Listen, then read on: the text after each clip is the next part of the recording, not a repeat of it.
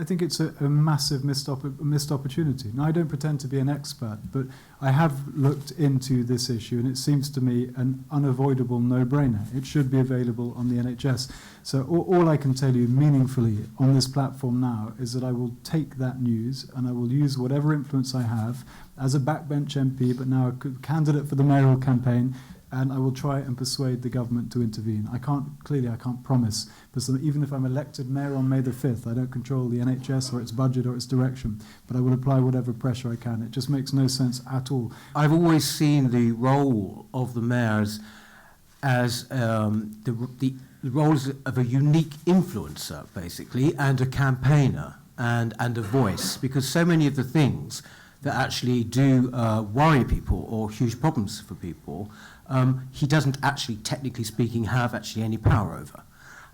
But, you know, as a gay man, I would absolutely take it as completely my duty, if you like, my moral duty and my privilege to actually talk about the sort of issues that gay men face, health or otherwise.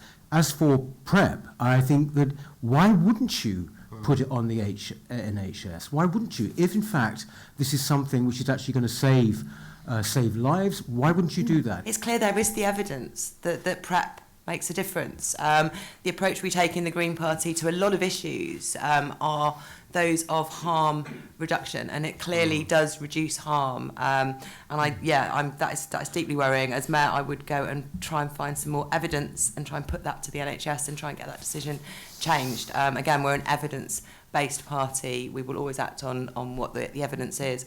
In terms of a joined-up approach, I think 56 Dean Street is a good example of that.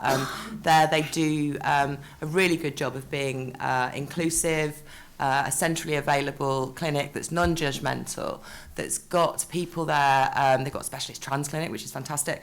But they also have people there who are psychologists who are available to people if they have concerns about things like chemsex and their behaviour. I think it is a very, very good approach. We need to make sure that there are specialist support services for drug, alcohol and sex addictions, which we know the LGBT plus community experience. PrEP, we've heard this evening, it absolutely needs to be available on the NHS. The NHS is about evidence-based policy making. It's the NHS's job to keep people healthy and safe. What do you make of this argument that PrEP would actually make gay men more risky in the sexual activities they partake in?